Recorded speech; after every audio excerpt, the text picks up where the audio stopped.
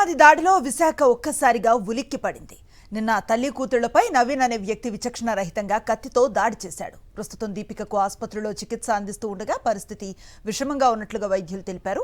ఇక తల్లి లక్ష్మి మరణించగా మృతదేహాన్ని కేజీహెచ్కు తరలించారు పోలీసులు. అయితే భార్య మరణంతో భర్త రాజు తీవ్ర మనోవేదనకు గురవుతున్నాడు. ఉన్మాది నవీన్ను ఉరి తీయాలని డిమాండ్ చేస్తున్నాడు. ఇదే అంశంపై మరింత సమాచారాన్ని మా కరెస్పాండెంట్ నరేష్ వైజాగ్ నుంచి అందిస్తారు. నరేష్, ఏం చెప్తున్నారు బాధితురాలి తండ్రి? ఈ కేసుకు సంబంధించి ఎట్లాంటి అప్డేట్స్ ఉన్నాయి?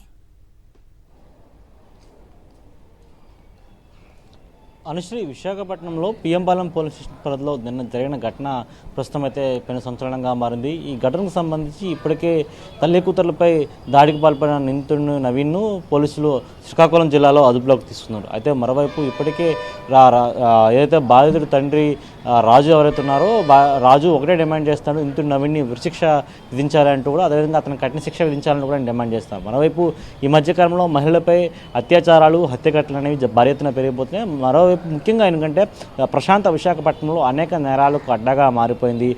వరుసగా ఉన్మాద దాడులు పెరిగిపోతున్నాయి. గత కొద్ది నెలల క్రితం విశాఖపట్నంలోని న్యూపోర్ట్ పోలీస్ స్టేషన్ పరిధిలో ప్రేమన్మాది ఘటన మరొక ముందే ఇప్పుడు పిఎంపాలెం పోలీస్ స్టేషన్ పరిధిలో ఈ ఘటన చోటు చేసుకుంది. అయితే ఈ ఘటనకు సంబంధించి ఇప్పటికే తల్లి లక్ష్మి మృతి చెందగా ఇంకా తీవ్ర విషమంగా ఉన్న ఆరోగ్య పరిస్థితి, ఆ కూతురు దీపిక పరిస్థితి చాలా విషమంగా ఉన్నట్టుగా వైద్యులు తెలియజేస్తున్నారు. అయితే ముఖ్యంగా కత్తితో దాడి చేసిన అనంతరం కూడా ఆ దీపిక బయటకు వచ్చి తీవ్ర రక్తస్రావంతో కింద పడిపోవడంతో స్థానికులు సమాచారం మేరకు పిఎంపాలెం పోలీసులు సంఘటనా స్థలానికి చేరుకున్నారు. పిఎంపాలెం ఎస్ఐ భాస్కర్ వెంటనే దీపికను ద్విచక్ర వాహనంపై స్థానిక ఆసుపత్రికి తరలించారు. అదే ఈ ఘటనకు సంబంధించి పూర్తి స్థాయిలో దర్యాప్తు చేస్తున్నారు ఇంకా పోలీసు అధికారులు.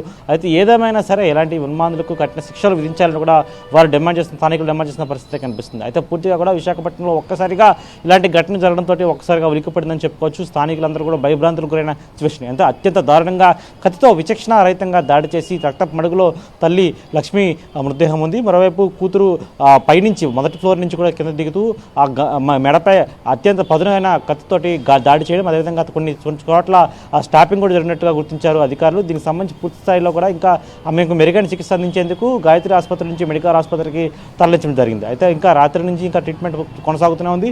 అయినప్పటికీ కూడా కొంతవరకు పరిస్థితి విషమంగా ఉన్నట్లుగా తెలుస్తుంది. పూర్తి స్థాయిలో ఇంకా దీపిక ఆరోగ్య పరిస్థితిపై ఒక బులెటిన్ కూడా విడుదల చేయాల్సి ఉంటుంది. ఇంకా మరోవైపు నిందితుడు నవీన్ను అదుపులో తీసుకున్న పోలీసులు రిమాండ్ తరలించే ప్రయత్నంలో అయితే ఉన్నారు. పూర్తిగా ఇలాంటి ఘటన నేపథ్యంలో విశాఖపట్నంలో సామాన్య ప్రజలందరూ కూడా భయభ్రాంతులకు గురవుతున్న పరిస్థితి కనిపిస్తుంది. ఆడపిల్లను ఇంటి నుంచి బయటకు పంపించాలంటే భయపడుతున్న పరిస్థితి. ఎందుకంటే విశాఖపట్నంలోని అదే సేమ్ పిఎంపాలెం పోలీస్ స్టేషన్ పరిధిలో కొద్ది రోజుల క్రితం కూడా మైనర్ బాలికపై అత్యాచార యత్న ఘటన, లైంగిక దాడి ఘటనకు సంబంధించి మరొక ముందే ఈ ఘటన చోటు చేసుకుంది. అయితే స్కూల్లో చదువుతున్న ఎల్కేజీ చదువుతున్న 5 ఏళ్ల పాపపై కూడా పీఈ టీచర్ లైంగిక దాడి యత్నానికి పాల్పడ్డాడు. ఆ ఘటన మరొక ముందే ఇప్పుడు ప్రేమన్మాది ఘటన చోటు చేసుకుంది. వరుసగా ఇలాంటి ఘటనలతోటి విశాఖ ఒక్కసారిగా ఉలిక్కి పడుతుందని చెప్పుకోవచ్చు. Anusri. Right, thank you Naresh.